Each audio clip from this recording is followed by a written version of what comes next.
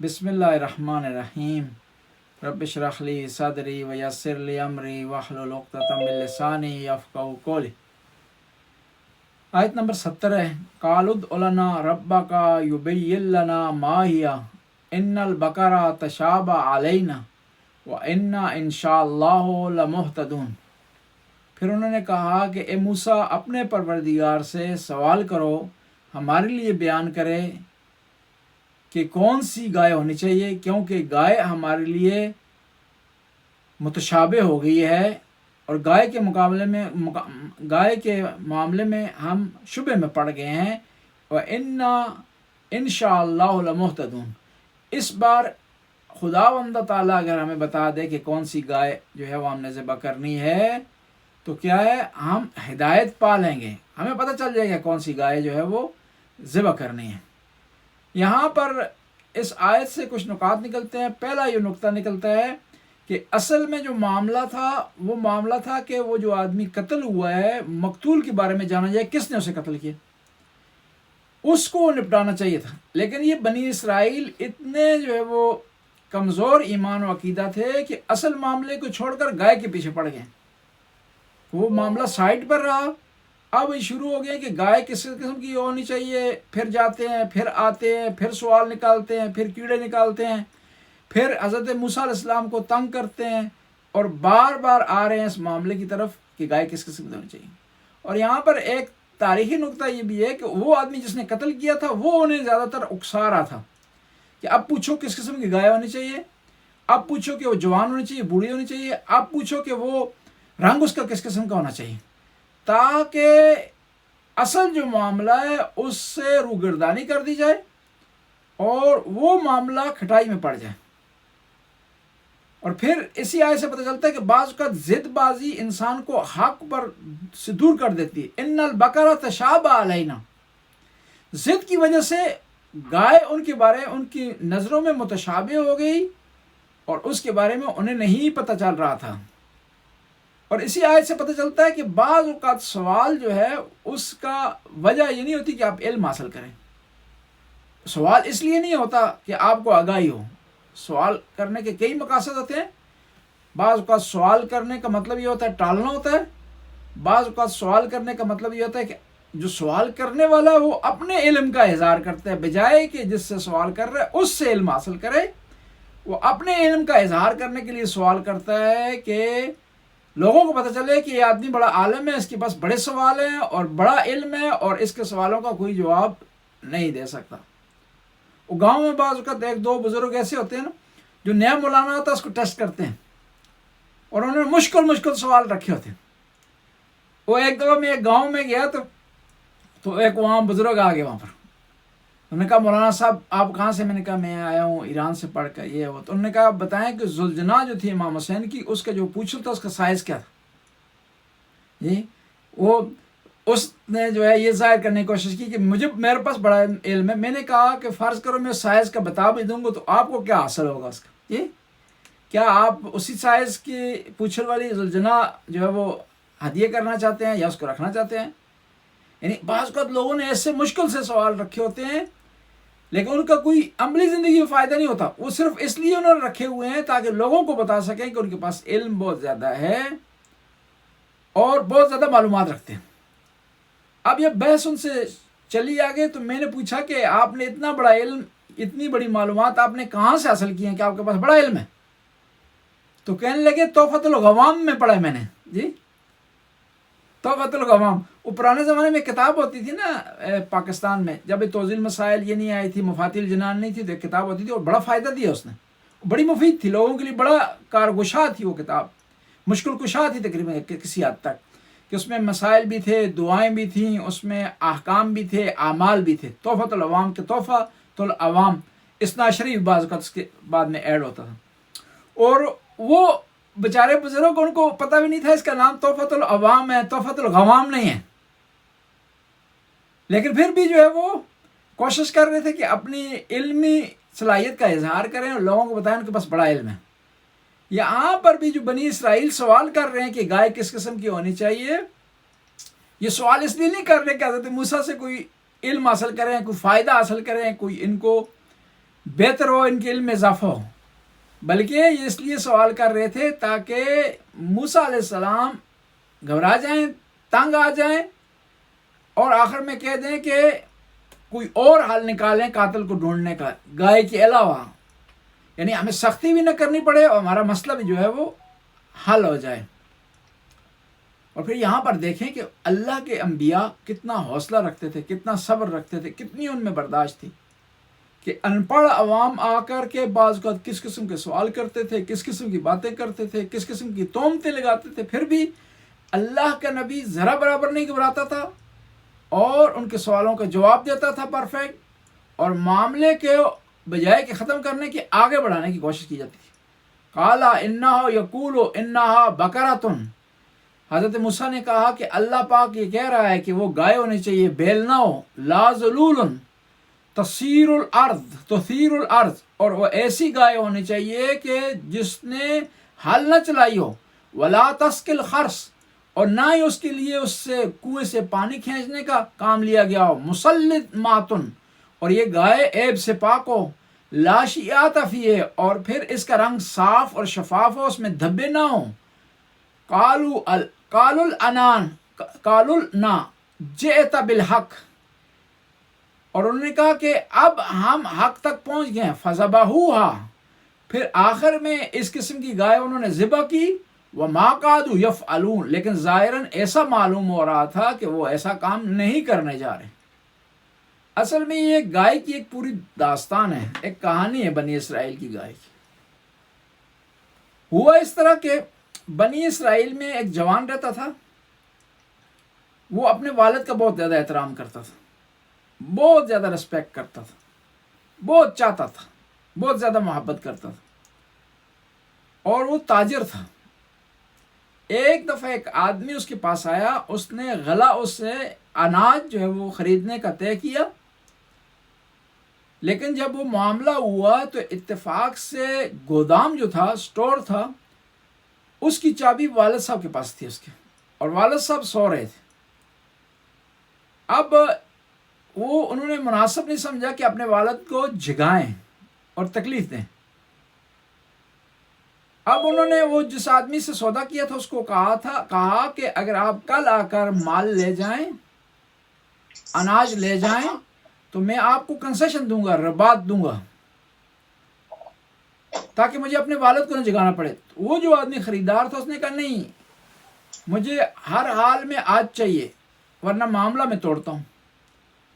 اب اس آدمی نے والد کو نہیں جگانا مناسب نہیں سمجھا، اس لیے معاملہ توڑ دیا، لیکن والد کو تکلیف نہ دی۔ اب والد صاحب بیدار ہوئے، جاگے، تو مہاجرہ انہوں نے سنا، اور اپنے بیٹے کو شاباش تھی، دعا دی ان کو، اور کہا خدا تمہیں اجر دے، اور تحفے کے طور پر ایک گائے کا بچہ دیا، اور کہا کہ یہ جو گائے کا بچہ ہے اس میں تمہارے لیے دنیا اور آخرت میں منافع ہی منافع ہے۔ آخرت میں یہ ہے کہ تو نے والد کا احترام کیا، دنیا میں یہ ہے کہ یہ مہنگی قیمت پر، مانگے داموں پر جو ہے تمہارے لیے فروخت ہو جائے گی یہ گائے۔ اب یہ معاملہ اس طرف رہا۔ دوسری طرف یہ بنی اسرائیل میں ایک جوان لڑکی تھی، پاک دامن، نیک سیرت اور خوبصورت۔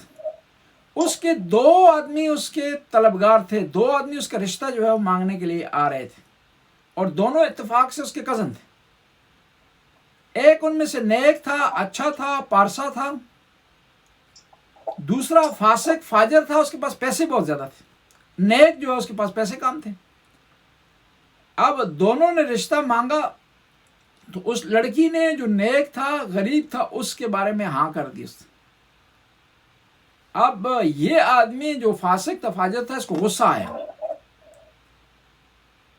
اس نے کیا کیا، اس نیک اور اچھے انسان کو قتل کر دیا، اور ذہن میں سوچا کہ اس سے مجھے دو فائدے ملیں گے۔ ایک تو میرے راستے کا جو رقیب ہے، میرے ساتھ جو کمپٹیشن کرنے والا ہے، وہ آدمی ہٹ جائے گا۔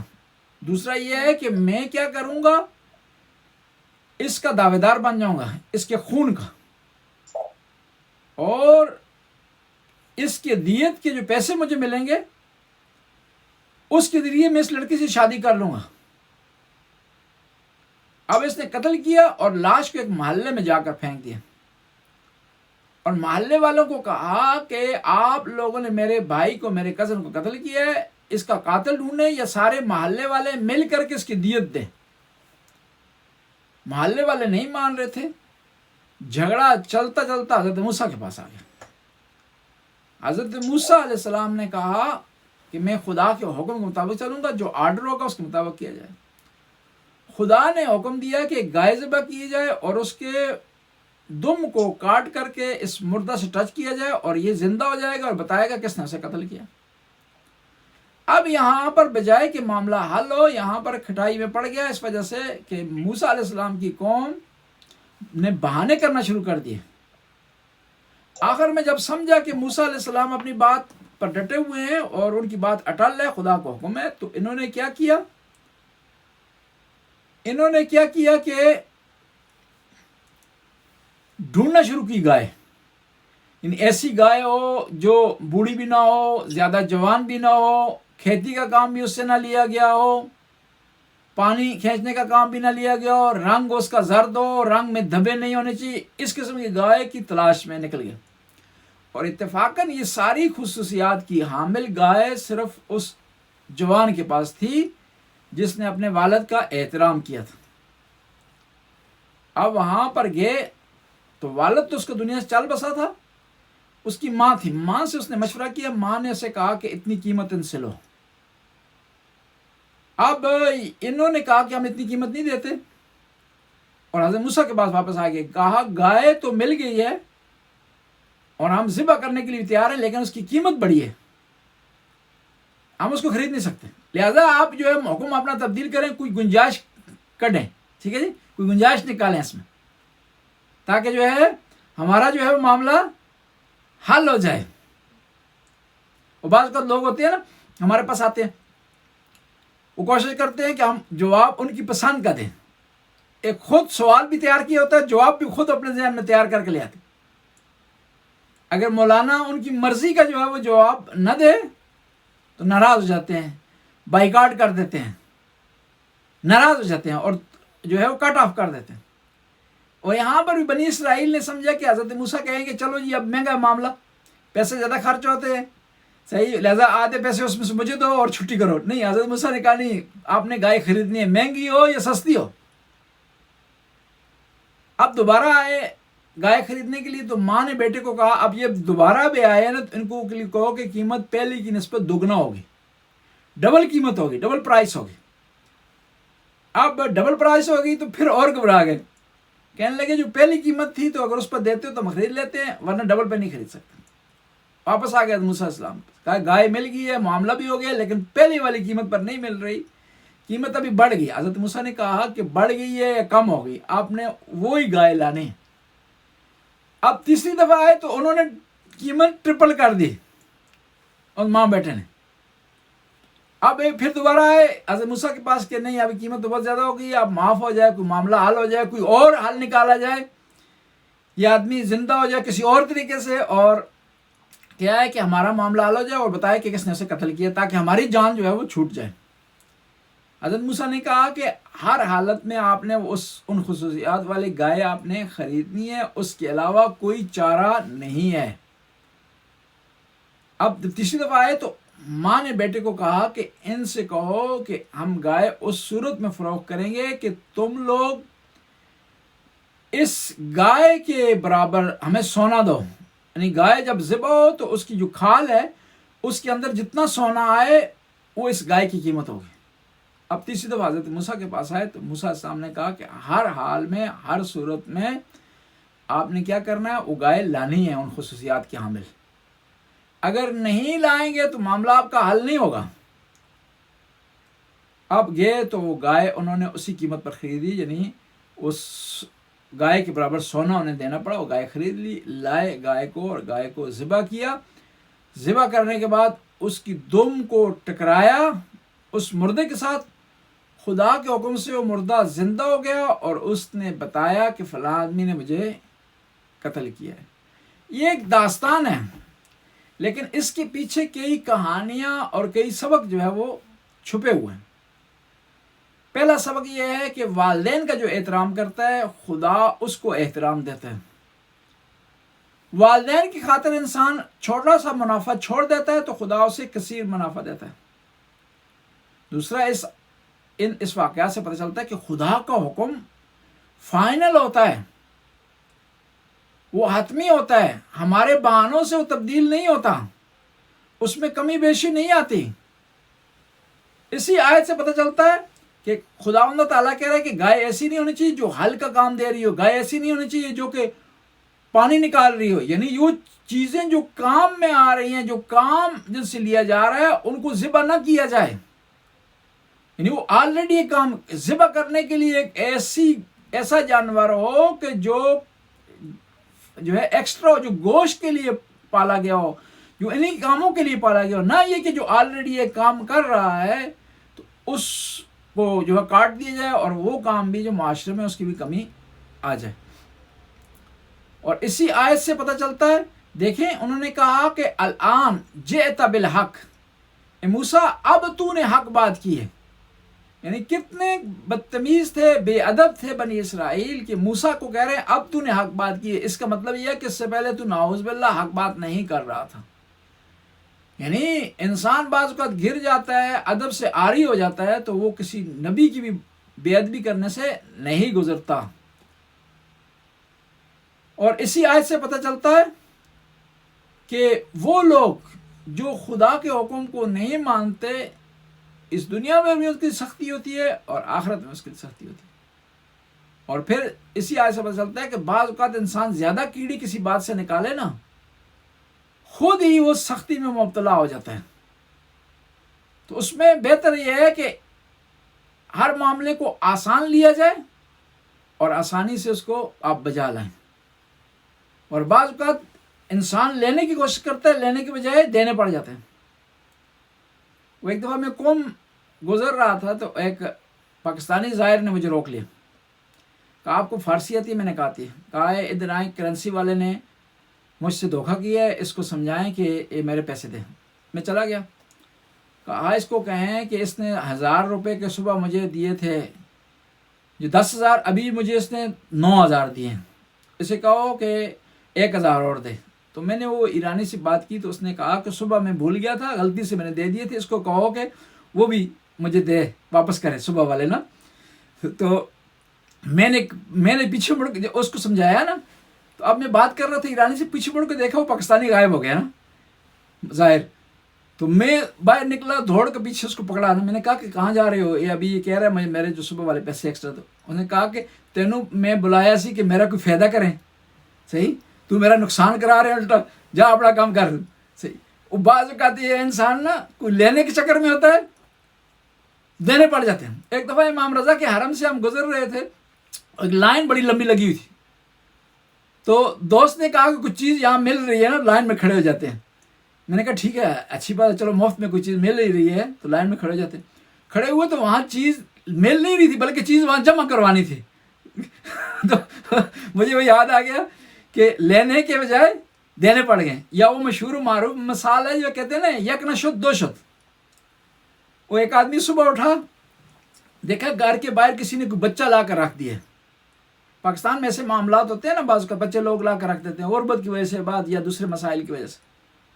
اب آدمی اٹھا تو اس نے کہا کہ میں اس کو بچوں کو مار نہیں سکتا، پھینک نہیں سکتا ہوں، چلے اسے جا کر مسجد میں چھوڑتے ہیں، وہاں سے اللہ کا کوئی نیک آدمی لے جائے گا اسے، اس کا بھی بھلا ہو جائے گا، مجھے بھی ثواب مل جائے گا۔ اب وہ مسجد میں طاق میں تھا کہ نمازی نماز شروع کرے تو میں چھوڑوں تاکہ کسی کو پتہ نہ چلے کس نے چھوڑا ہے نا۔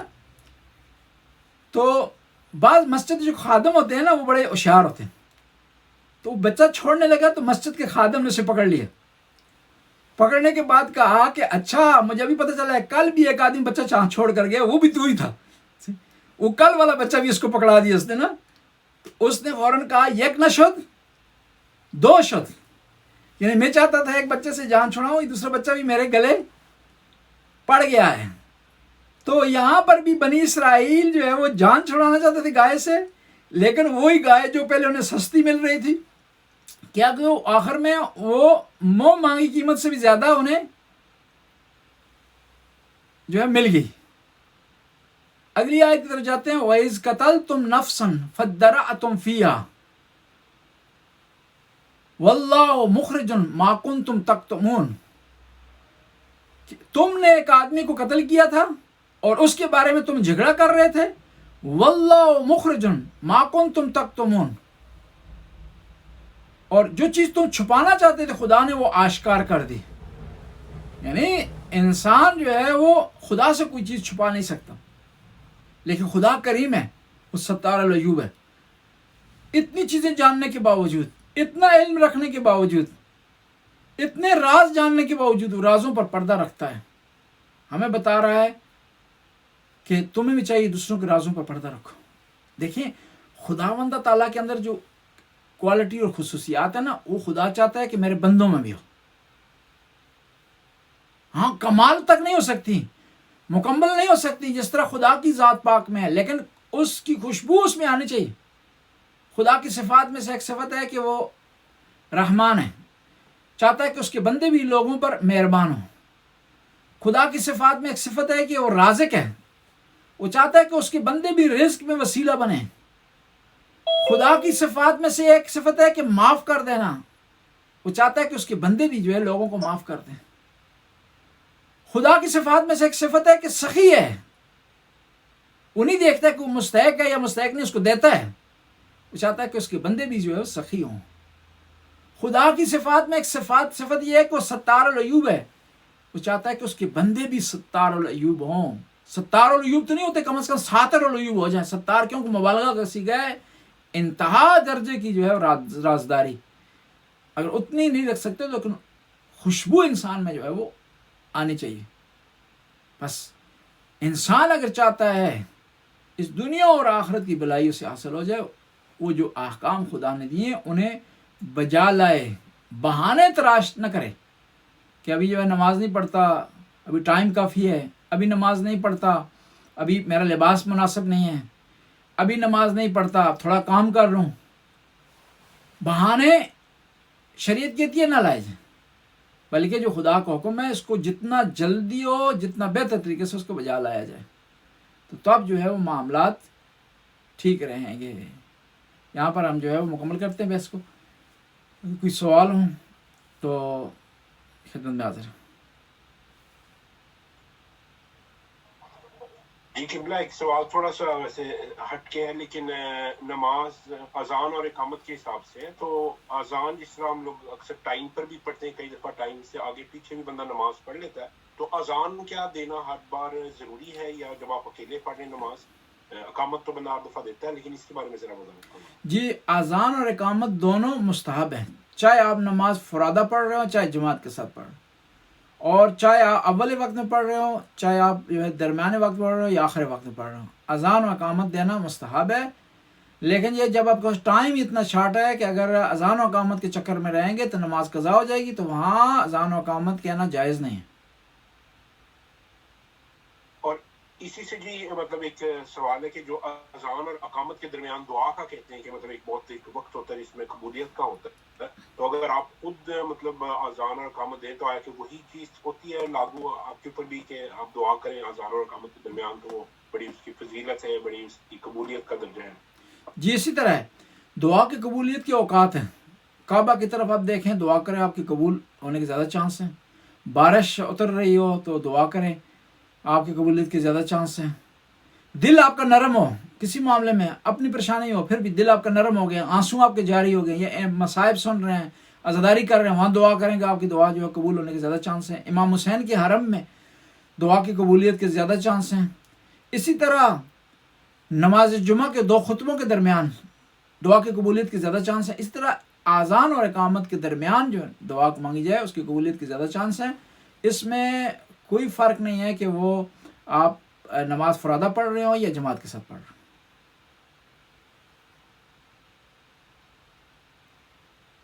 جی اور کوئی سوال ہے؟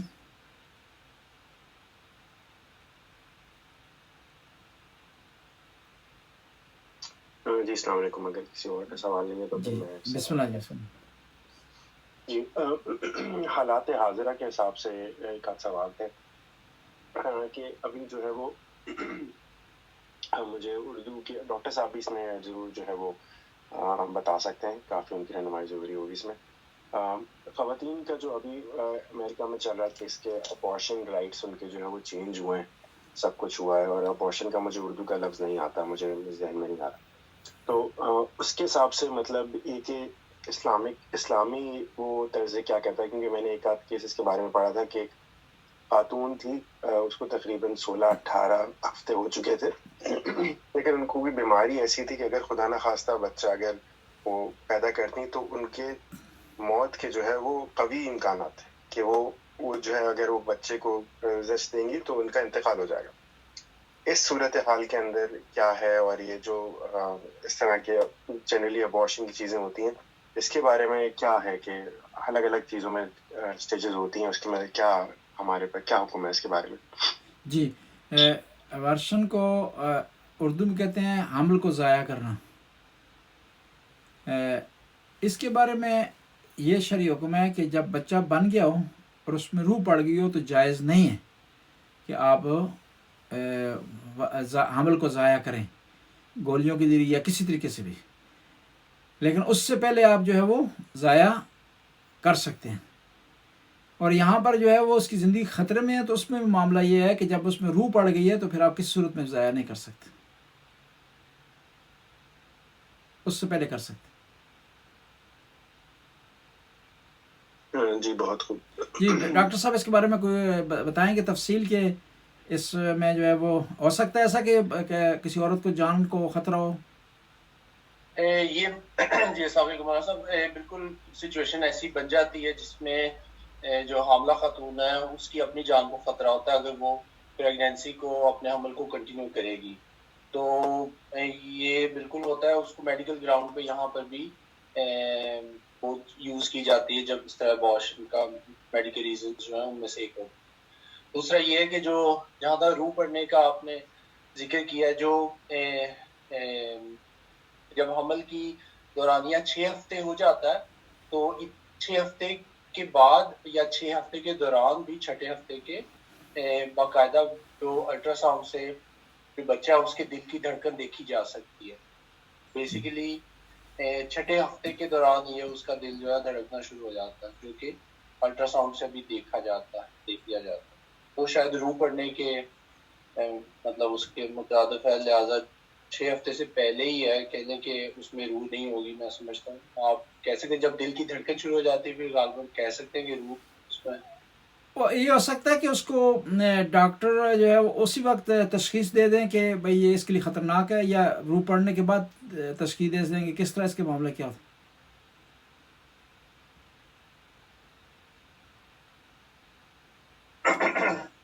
جی آپ کی آواز کٹ گئی تھی. جی وہ میں عرض یہ کر رہا تھا کہ ڈاکٹر کو کب پتہ چل جاتا ہے کہ یہ حمل اس عورت کے لیے خطرناک ہے، یہ کس مرحلے میں؟ جی ہاں قبلہ، وہ اس کی تو وجوہات ڈیفرنٹ ہو سکتی ہیں کہ اگر ایک خاتون کو حمل سے پہلے ہی پرابلمز کا وہ شکار ہے، ہیلتھ ان کی ٹھیک نہیں ہے، کوئی جس کو کہہ دیتے ہیں دل میں سوراخ کا ہونا، یا کوئی ایسی سیریس ان کو النس ہے کہ وہ اس برڈن کو برداشت نہیں کر سکتے، بلڈ پریشر اس تو کو ان کے لیے جی ہاں ان کے لیے تو شروع میں ہی ہو جاتا ہے کہ منع کیا جاتا ہے ایسے کیس میں. لیکن اگر وہ مطلب اتفاقاً وہ پریگننٹ ہو جائے تو پھر ان کا شروع میں ڈکلیئر ہو جائے گا کہ آپ کے لیے ٹھیک نہیں ہے. لیکن باقی جو نارمل کیس ہوتا ہے جو اس میں کچھ کمپلیکیشن عام طور پہ 18-20 ہفتے کے بعد آتے ہیں. 18 مطلب 20ویں ہفتے پر وہ ماں کو تھوڑا اس طرح blood pressure up and down جن کا ہونے لگتا ہے یا شوگر کے مسئلے کھڑے ہوتے ہیں، تو اگر وہ کوئی ٹالریٹ نہیں کرنے کے قابل تو پھر وہ ماں کے لیے خطرہ ثابت ہوتا ہے. وہ چینج عام طور پہ 20ویں ہفتے کے بعد آتا ہے. اور یہ جو کہتے ہیں کہ یہ حمل اس عورت کے لیے خطرناک ہے، یہ 100% بات ہوتی ہے یا احتمال ہوتا ہے؟ اس میں وہ پھر ڈیپینڈ کرے گا کہ کس کنڈیشن کی وجہ سے کہا جا رہا ہے. مطلب احتمال ہی ہوگا، 100% کہنا اس میں مشکل ہوگا کسی کے لیے بھی. لیکن یہ ہوگا کہ 50% سے زیادہ چانس ہے کہ یہ خطرناک ہو جائے گی، لہٰذا اسی کو یہ 100% گنیں گے ان ملکوں میں جہاں پہ انسانی جان کی اتنی قیمت ہوتی ہے کہ اگر 50% سے زیادہ شک ہوگا یہاں پہ کہ آپ کی جان خطرے میں تو انہوں نے منع کر دینا کہ پھر وہ رسک ٹیکنگ میں آ جائے. جی میں عرض کروں گا اسلام میں یہ ہے نا کہ اگر 1% بھی احتمال ہو بچنے کا جی جی صحیح جی اور 1% بھی زندگی کی امید ہو تو انسان اسلام کہتا ہے اس 1% پر ہم جو ہے ڈیپینڈ کریں گے اور کسی کی جان اس بنیاد پر نہیں لیں گے کہ یہ چیز احتمالی ہے اور شک ہے کہ وہ ممکن ہے اس کو نقصان پہنچے. اس بنیاد پر کسی بچے کی جان نہیں لے سکتے. آپ کی بات بالکل ٹھیک ہے. ہمارے یہاں پہ مطلب میں نے دیکھا ہے یہاں پہ آ کے تھوڑا سا ڈاکٹر اور پیشنٹ کے جو گفتگو کے دوران کچھ سوال یہاں پر پیشنٹ پوچھتا ہے جب آپ اس کو اس پرسنٹیج میں بتانے کی کوشش کر رہے ہوتے ہیں کسی چیز کا رسک تو اگر تو اس کی سمجھ میں آ جاتا ہے تو ٹھیک ہے, اگر وہ تھوڑا پھر بھی ڈاؤٹ فل ہوتا ہے تو وہ ایک عام طور پہ یہاں پہ آخری سوال میں یہ پوچھتا ہے کہ اگر میری جگہ تو ہوتا بطور ڈاکٹر, مطلب ڈاکٹر کو یہ کہتا ہے کہ اپنے نالج کے ساتھ میری جگہ تو ہوتا, تیرے پاس تیرا یہ نالج ہوتا تو تو کیا کرتا. تو وہاں پہ وہ ڈاکٹر کو تھوڑا امتحان میں ڈال دیتے ہیں کہ اگر وہ پھر یہ کہ وہ جو ان کو آنسر ہوتا ہے وہ کریکٹلی مزید مل جاتا ہے کہ اگر ڈاکٹر ایک تو کہہ رہا ہے کہ تیری جان کو خطرہ ہے اور میں اس کو یہاں پہ اسٹاپ کر دیتا, پھر وہ ڈاکٹر اگر پیشنٹ کی جگہ اپنے آپ کو رکھ کے گا کہ اگر میں تیری جگہ ہوتا تو میں نے یہ ختم کر دینی تھی, مطلب اگر اب ہم اس کی بات کر رہے ہیں ابارشن. یہاں پر ایک پرائیویٹ سوال آپ سے کریں گے. آپ سے جب کوئی سوال پوچھتا ہے تو آپ اس کو جب جواب دیتے ہیں ایز اے سید علی رضا شیعہ مسلمان عزادار اور مقلد تقلید کرنے کے عنوان سے آپ کو اس کا جواب دیتے ہیں یا ایک ڈاکٹر گورا اس کے عنوان سے آپ کو اس کا جواب دیتے ہیں؟ وہ غلط مثال ہو جائے گی. وہ کہتے ہیں جیسا منہ ویسی, وہ تو وہ جس قسم کا آدمی پوچھنے والا ہوتا ہے اس کے مطابق اس جو پوچھ رہا ہے وہ خود کیسا ہے. جی ہاں جی, وہ اگر تو مطلب واضح ہے مجھے کہ یہ پیدل ہے مذہبی لحاظ سے تو پھر اس کو بیچ میں مذہب کو پھر انوالو نہیں کرتا. صحیح بات صحیح ظاہر ہے یہ مذہب کا معاملہ ہی نہیں ہے نا. آپ وہاں نہ یہ کہ آپ نے وہاں کوئی مولانا ہے نماز پڑھانی ہے یا کوئی شرعی مسائل بتانے ہیں, آپ وہاں ڈاکٹر ہیں اور وہ سامنے آپ کا مریض ہے, نہ آپ کا کوئی تعلق ہے مسلمان یہ حوالے سے نہ وہ اس کا کوئی تعلق ہے. آپ کا جو رشتہ آپس میں کنیکشن ہے وہ ایز اے ڈاکٹر اور مریض کے. بالکل ایسے ہی ہے. اور وہ کیونکہ مجھے پھر یہ بھی اظہار ہے کہ میرا یہ فیل نہیں ہے جس طرح آپ بول رہے ہیں, پھر اگر وہ کوئی کاؤنٹر کویشچن کر لے گا وہاں پہ پھر مجھے لہٰذا وہ میں مذہب کو اس میں نہیں کرتا. کچھ یہ بھی ہے کہ ہمارے جو جس ایریا میں میری پریکٹس ہے وہاں پر ایسے مسلمانوں کی یا اپنے پاکستانیوں کی تعداد بھی نہیں ہے تو ایسے امتحان میں پڑا بھی نہیں ہوں, زیادہ بچا رہا ہوں. یہ آپ کی بات جو ہم کاٹ دیں یا اس کو لگا دیں ریکارڈ کر؟ یہ آپ کوئی ایسا کوئی وہ نہیں ہے, ایک ہم مطلب ایک ایزی ماحول میں کہہ لیں فرینکلی بات کریں, کوئی مسئلہ نہیں, آپ لگا سکتے. ایک سوال میں کرنا چاہوں گا اگر عاصم بھائی کا کوشچن اگر ہے, یہ قضا نمازوں کے حوالے سے تھا. اگر اس کی پڑھنی ہو انسان نے تھوڑا اس کی نیت کا کس طرح کریں گے کہ اب پچھلی گزری ہوئی ہے یا پھر فجر ظہر, مطلب اس کے حساب سے نیت کس طرح پڑھنے والے کو ذرا تھوڑا گائیڈ کر. جی اگر آپ کو پتہ ہے کہ فلاں دن فلاں سال فلاں ٹائم کی نماز قضا ہے تو آپ نیت میں اس کا لحاظ رکھیں. لیکن آپ کو نہیں پتہ, صرف آپ کو پتہ ہے کہ میری ظہر کتنی قضا ہوئی ہیں, میری مغرب کتنی قضا ہوئی ہیں, میری عشاء کی کتنی قضا ہوئی ہیں, تو آپ ذہن میں رکھیں گے کہ میں ترتیب سے شروع کر رہا ہوں اور ظہر کی نمازیں جو ہے وہ جو میری قضا ہو گئی میں پڑھ رہا ہوں.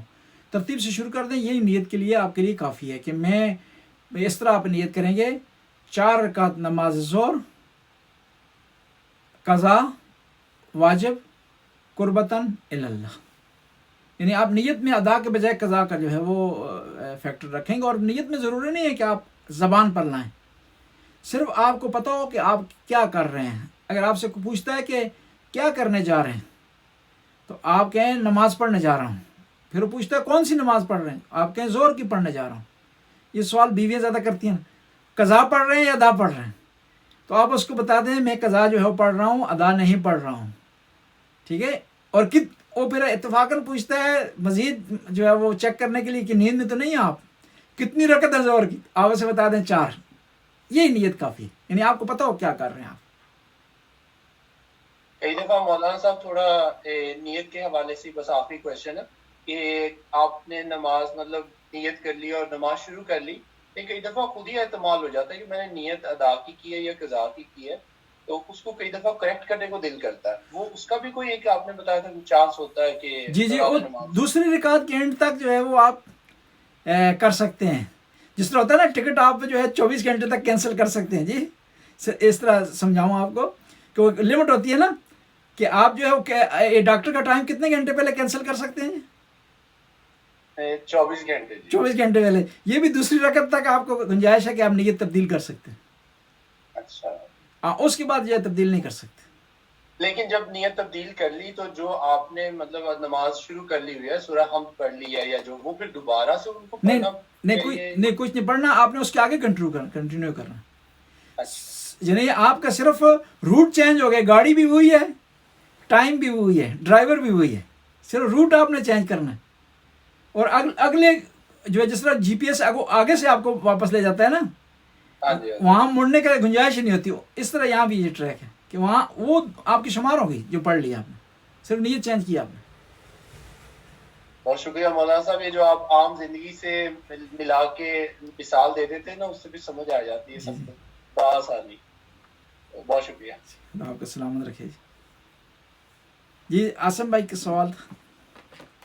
جی سوال اس میں مطلب انہوں نے علی بھائی نے جو سوال کیا اس کے حساب سے اس سے متصل سوال ہے. جب با جماعت کی ہم نیت کرتے ہیں تو اس کے اندر ہم یہ کہنا بھی ضروری ہے کہ میں با جماعت نماز پڑھتا ہوں یا میں قربۃ اللہ نماز پڑھتا ہوں, قربۃ اللہ کا ہم وہ کافی ہے. یہ پہلا سوال. دوسرا سوال نماز جمعہ کے حساب سے اہل تشیع میں تو ہمارا تو یہ نا کہ جب امام زمانہ علیہ الصلوۃ والسلام اللہم صلی اللہ علیہ وسلم جب وہ آئیں گے تب ہی جمعہ فرض ہوگا, تب تک وہ فرض ہمارے اوپر نہیں. اور ہم جمعے کو جو ہے یا تو خطبہ اور جمعہ 2 رکعت پڑھ کے ملا کے 4 رکعت کر کے ہم ظہر نہ پڑھیں تو ہمارے لیے صحیح ہے. کیا اہل سنت میں بھی ایسا ہی ہے کہ اگر وہ جمعہ پڑھ لیں 2 رکعت پڑھ لیں تو ان کی ظہر کی ضرورت نہیں پڑتی, یا ظہر وہ الگ سے ادا کرتے ہیں؟ تو یہ 2 سوال ہیں. جی پہلا سوال آپ کا ہے کہ جب آپ نیت کرتے ہیں نا جماعت میں ہوں تو جماعت کی نیت کرنی ضروری ہے کہ آپ اس طرح کریں گے 4 رکعت نماز ظہر باجماعت ادا واجب قربتاً للہ. قربتاً بھی کہنا ضروری ہے. اور پھر عرض کرتا ہوں کہ زبان پر لانا ضروری نہیں ہے, دل میں چیزیں ہوں تو کافی ہے. اسی وجہ سے آپ دیکھ رہے ہیں نا کہ پیش نماز میں شرائط نہیں پائی جاتی جو ہونی چاہیے پیش نماز میں, لیکن مجبور ہیں معاشرے کی خاطر, اتحاد کی خاطر, اتفاق کی خاطر آپ جو ہے وہ کھڑے ہو گئے ہیں تو وہاں فرادہ کی نیت کریں گے آپ, تاکہ جو آپ کی نماز خراب نہ ہو. اسی وجہ سے بعض مجتہدین یہ کہتے ہیں کہ جب آپ جاتے ہیں حج کے لیے, عمرے کے لیے, ان کے ساتھ نماز پڑھیں لیکن فرادہ کی نیت کریں آپ, کیونکہ ہمارے یہاں جو پیش نماز کی شرائط ہیں وہ شرائط ان کے یہاں نہیں ہوتی. ان شرائط میں سے ایک شرط یہ بھی ہے کہ وہ پیش نماز عادل ہو, اور وہ عادل ہو ہی نہیں سکتا جو ولایت امیر المومنین کو نہ مانتا ہو. اس بنیاد پر جو ہے وہ ہم کہیں گے کہ نیت کرنی ضروری ہے اس کی جماعت کی. دوسرا سوال کیا تھا آپ کا؟ جی دوسرا سوال تھا نماز جمعے کے بارے میں کہ نماز جمعہ جب امام زمانہ علیہ الصلوۃ والسلام اللہم صلی اللہ علیہ وسلم جب وہ ظہور میں ان کا ہوگا تبھی ہمارے پر فرض ہوگی, اس وقت تک فرض نہیں ہے. نماز جمعہ غیبت کے زمانے میں واجب اختیاری ہے, واجب عینی نہیں ہے. یعنی آپ کو اختیار ہے, آپ کو آپشن ہے کہ آپ ظہر پڑھیں یا جمعہ پڑھیں, لیکن جمعے کی اگر شرائط پوری نہ ہوتی ہوں تو پھر آپ نے ظہر ہی پڑھنی ہے. مثلا جماعت نہ ہو, جماعت کے بغیر جمعہ نہیں پڑھ سکتے آپ. جماعت میں بھی ضروری ہے کہ 5 افراد ہو پیش نماز سمیت, اس سے کم ہو تو جمعہ نہیں ہو سکتا. یعنی آپ کو آپشنل ہے دونوں کے درمیان, واجب جو ہے عینی نہیں ہے, اختیاری ہے. لیکن اہل سنت کے یہاں عینی ہے, ظہر نہیں پڑھتے, صرف جمعہ پڑھتے ہیں. اور دوسرا یہ ہے کہ امام زمانہ کے زمانے میں یہ جو واجب ہے اختیاری عینی ہو جائے گا, لیکن وہاں پر بھی کچھ لوگ استثناء ہوں گے. جو آدمی گارڈ کے طور پر کھڑا ہے وہ آدمی جب عینی ہو گیا اس کا مطلب ہے آپ جو ہے آپ نے پڑھ نہیں پڑھنا ہے, اور جماعت کے بغیر بھی نہیں ہوگا. اور یہ نہیں ہے کہ مولانا آپ کے لیے دوبارہ جمعہ کھڑا کریں گے, آپ گارڈ تھے آپ کھڑے رہے ہیں جماعت کے لیے, تو یہ وہاں پر بھی استثناء ہوں گے. جو آدمی گارڈ کے طور پر کھڑا ہے, جو بیمار ہے نہیں آ سکتا مسجد, یا کوئی اور معاملات ہیں اس کے, تو وہ اس کے مقابلے میں ظہر پڑھ لے. لیکن جرنلی یہ کہا جاتا ہے اور روایات موجود ہے کہ امام زمانہ کے جو جب تشریف لائیں گے تو واجب عینی ہو جائے گا. اور اس کی ایک اور وجہ بھی ہے کہ جمعے کے واجب عینی کے لیے ضروری ہے کہ امام آپ کا معصوم ہو یا معصوم کا خاص نمائندہ ہو، عام نہیں خاص نمائندہ ہو. تو اس زمانے میں چیز اویلیبل نہیں ہے، اس لیے جمعہ جو ہے وہ عینی نہیں ہے، کیونکہ ہمارے پاس اس کی کنڈیشنز نہیں ہیں، شرائط پوری نہیں. جی مولانا صاحب. اچھا تو یعنی کہ جو آپ نے بتایا صاحب سے کہ اہل سنت کا عقیدہ فی الحال یہ ہے کہ نماز جمعہ واجب عینی اس وقت بھی ہے. جی ان کے پاس ہے، کیونکہ ان کا امام کے معصوم ہونے کی شرط نہیں ہے جمعے کے لیے. جی ٹھیک ہو گیا، بہت شکریہ، جزاک اللہ. اور اسی میں اچھا ہمارے یہاں جو عید کی نماز ہے مستحب ہے، اور یہ کہتے ہیں کہ جب امام زمانہ تشریف لائیں گے تو وہ بھی جو ہے واجب ہو جائے گی.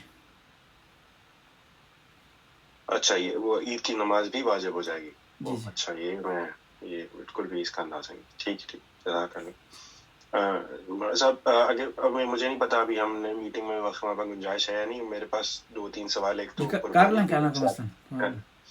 قربانی کے حساب سے کہ دیکھیں ابھی جیسے مہنگائی ویسے تو اب تو ناروے میں بھی بڑھنے والی ہے، افراط زر وغیرہ، یہاں پر بھی تھوڑا سا بینک کا جو ہے وہ ریٹ بڑھ جائے گا انٹرسٹ کا، تو یہاں پر بھی مہنگائی ہو سکتا ہے تھوڑی سی بڑھ جائے. لیکن جیسے ابھی ہے کہ پاکستان میں شدید مہنگائی بڑھی ہوئی ہے، حالات ایسے ہیں، افغانستان میں زلزلہ آ گیا، چیزیں ہوئی ہیں. یہ جو قربانی ہے ہم کریں گے، بقرعید آنے والی، عید الاضحیٰ آنے والی ہے، قربانی ہم پہ فرض نہیں ہے، لیکن ہر صاحب استطاعت کو کہا جاتا ہے کہ آپ کریں.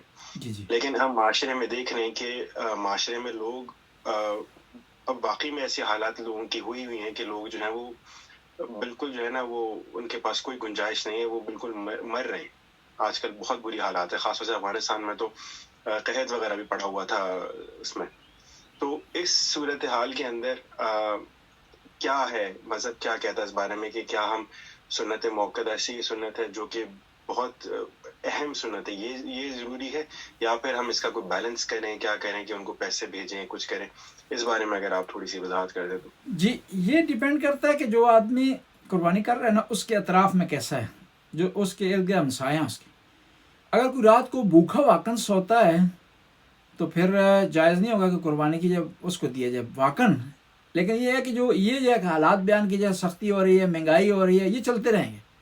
یہ کوئی ایسا زمانہ نہیں آیا جس میں یہ اعلان ہو کہ جو ہے چیزیں سستی ہو گئی ہیں اور سارے معاملات حل ہو گئے ہیں. یعنی ہمیشہ مہنگائی کی طرف جو ہے دنیا جا رہی ہے، پوری دنیا میں، پاکستان میں خاص طور پر. اس میں یہ ہے کہ آپ اس طرح کریں کہ اگر پہلے بڑا ایسا ڈالتے تھے اب چھوٹا ایسا کر دیں، کچھ غریبوں کو دے دیں، لیکن قربانی ضرور دیں تاکہ یہ سنت باقی رہے. مہنگائی کے بہانہ کر کے یہ سنت ختم نہ ہو جائے، اس کو سائڈ پر نہ رکھ دیا جائے. اور پھر اسی مہنگائی میں سب سے زیادہ جو چیز متاثر ہوئی ہے لوگوں کی خوراک ہے، اور خوراک میں بھی زیادہ گوشت متاثر ہوا ہے کہ مہنگائی کی وجہ سے وہ آدمی کہ جو گوشت پہلے کھاتا تھا اب نہیں کھا سکتا. پہلے چھوٹا گوشت کھاتا تھا اب بڑا گوشت کھاتا ہے. پہلے گوشت کھا سکتا تھا اب مرغی کھاتا ہے یا مرغی سے بھی رہ گیا. تو اس میں بہترین حال یہ ہے کہ قربانی کی جائے تاکہ وہ جس نے پچھلے پورا مہینہ جب سے شہباز شریف کی حکومت آئی ہے گوشت نہیں کھایا، صحیح، وہ چائے اپنی چھوڑ دے لیکن گوشت ضرور کھائے ہو قربانی کی بنیاد پر. صحیح. اب اس کے بہانے ہم نہیں کہہ سکتے کہ آپ کیا قربانی کو چھوڑ دیں اور چائے بانٹنا شروع کر دیں، کیونکہ اس نے کہا ہے احسن اقبال نے کہ چائے بند کریں، لوگوں نے چائے بند کر دی تو اس کے متبادل کہ یہ شروع کر دیں. یہ ایک آدمی نے سوال کیا امام جعفر صادق علیہ السلام سے کہ ہمارے گاؤں میں بہت زیادہ غریب لوگ ہیں اور میں حج پہ جانا چاہتا ہوں، تو میں حج کو چھوڑ کر یہ پیسے غریبوں میں تقسیم کر دوں؟ امام نے کہا نہیں، ان کو کسی اور مد میں دو، لیکن حج پر ضرور جاؤ تاکہ خانہ خدا اس میں عبادت ہوتی رہے، وہ خالی نہ رہے، وہ قائم و دائم رہے. بس یہاں پر آپ جو ہے تھوڑی سی چینجنگ لا سکتے ہیں، لیکن اس کو بطور کلی جو ہے وہ چھوڑنا صحیح نہیں ہے کہ ایک عبادت ہے، ایک جو ہے وہ عبادت کا حصہ ہے، وہ کہیں فراموش نہ ہو جائے اور اس بہانے سے لوگ جو ہے وہ جس سے دور نہ ہو جائیں. حتیٰ روایات ملتا ہے کہ اگر آپ کے پاس پیسے نہیں ہیں تو ادھار لے کر قربانی کریں تاکہ سنت قائم و دائم رہے اور یہ سلسلہ آگے بڑھتا رہے. اس کے مقابلے میں چائے کام کر دیجئے لیکن قربانی کو نہ چھوڑیں. جی جی بالکل، چائے کا انشاءاللہ جو ہے وہ قربانی سے اس کو قربان کریں، چائے کو قربان کر دیں. جی جی. اچھا ایک سوال ہے، یہ شاید تھوڑا سا مشکل ہو. ہم یہ چاہتے ہیں کہ انسانوں کو ہم ذی روح مانتے ہیں، ٹھیک ہے. ذی روح اس کو ہونے کے لیے ہم کوئی روح ایسی کوئی چیز نہیں کہ جو ہمیں دکھ سکے کسی ٹیسٹ سے یا کسی طرح ہمیں ظاہر ہو جائے کہ یہ شخص کے اندر یہ روح ہے. نہیں، وہی جذبات احساسات، اس سے ہمیں معلوم ہوتا ہے کہ یہ روح ہے، جان ہے اس کے اندر، اس چیز کے اندر. ویسے تو جاندار چیز تو پودے بھی ہیں، جاندار چیز جانور بھی ہیں، لیکن جانوروں میں خاصیت ہے ان میں احساسات بھی ہیں، جذبات بھی ہیں، سب کچھ ہے. یہ بھی دکھایا جاتا ہے وہ ڈر خوف بھی ان میں ہے، ان میں محبت بھی ہے، ان کو غم کا احساس بھی ہوتا ہے، اور جیسے وہ چیز یادداشت بھی ان کے اندر ہوتی ہے. تو اس معاملے میں جب ہم یہ قربانی کرتے ہیں، ٹھیک ہے، تو اس معاملے میں کہ ٹھیک ہے ہمیں قربانی کرنی ہے، یہ فرض نہیں ہے، یہ سنت ہے. لیکن یہ کہ ایک جاندار چیز کو ہم اللہ کے حکم کے لیے جان اس کی لیتے ہیں، جو کہ ہمارا جس طرح کہ اس وقت میں تھا کہ یہ جو بھیڑ بکریاں تھا، یہ ہماری زندگی کا طرز تھا، یہ مطلب روزی روٹی تھی. اب ایسا نہیں ہے، ہمیں جانور سے کوئی خاص انسیت محبت نہیں ہوتی. اب مطلب یہ کہ رواج تو ہے لیکن ہمیں اس سے کوئی خاص لگاؤ نہیں ہے کہ ہم نے پالا ہے اس کو. تو اس کے اندر مطلب تھوڑے سے سوالات یہ آتے ہیں کہ مطلب ہمارے لیے یہ تھوڑی سی چیز جو ہے یہ اقتصادی طور پہ ہے، رواج کے طور پہ ہمیں دکھ درد نہیں ہوتا ویسا. تو سوال کچھ یہ کہ مطلب یہ چیز کہ اگر کہ ہم کیسے اس کا ادراک کریں گے یہ چیز ہی روح ہے یا نہیں ہے، کہ جانور کے اندر روح ہوتی ہے نہیں ہوتی، اور ان کا کیا ہے معاملہ، کہ ہم کیا مانتے ہیں کہ ان میں روح ہے یا نہیں ہے. جی ہم یہ مانتے ہیں کہ روح ہے، اور روح کی مختلف قسمیں، جو روح انسان میں ہے وہ جانور میں نہیں. حتیٰ یہ ہے کہ درخت بھی جو ہے وہ جاندار کہلاتے ہیں، اور ان میں بھی بعض میں حتیٰ احساسات پائے جاتے ہیں. کہ آپ دیکھیں نا کہ بعض ایسے درخت ہیں کہ جو ایک اچھے ماحول میں ہیں تو وہ کھلتے ہیں، پھول اچھے دیتے ہیں، لیکن انہی کو اس کو تاریک ماحول میں، سخت ماحول میں رکھا جائے تو صحیح وہ پروڈکشن نہیں دیتے. یا بعض ایسے درخت ہیں کہ وہ ہاتھ لگائیں تو پیچھے ہٹ جاتے ہیں، اور آپ پیچھے ہٹتے ہیں تو وہ کھل جاتے ہیں، سمٹ جاتے ہیں. روح ہے، لیکن ہر چیز کی روح مختلف ہو، اس کی حیثیت کے مطابق ہے. اور جو سب سے بالا اور سب سے بہتر جو روح ہے، سب سے جو اچھی روح ہے، وہ انسان میں. اور یہاں تک یہ بات ہے کہ ایک ذی روح کو ذبح کرنا اپنی خواہشات کے لیے، اس کا جواب یہ ہے کہ ایک تو خدا نے حکم دیا ہے جس نے سب تمام مخلوق کو خلق کیا، اسی نے تمام مخلوق کو انسان کے تابع بنایا ہے. ایک دوسرا یہ ہے کہ انسان نے جو ہے وہ خوراک مختلف طریقوں سے حاصل کرنی ہے. اگر ذی روح سے آپ نے بچنا ہے کہ اس کو نہ کاٹا جائے تو سبزیاں بھی ذی روح ہے. دالیں جو ہے وہ بھی کسی حد تک آپ کہہ سکتے ہیں کہ ان کے اندر پوٹینشیل ہے، روح ہونے کی پوٹینشیل ان میں پائی جاتی ہے. تو لہٰذا اس طرح اگر آپ کریں گے تو کوئی چیز بھی دنیا میں نہیں کھا سکتے، اور پھر آپ کو بغیر کھائے جو ہے زندہ بھی نہیں رہ سکتے. ہاں یہ ہے کہ آپ شریعت میں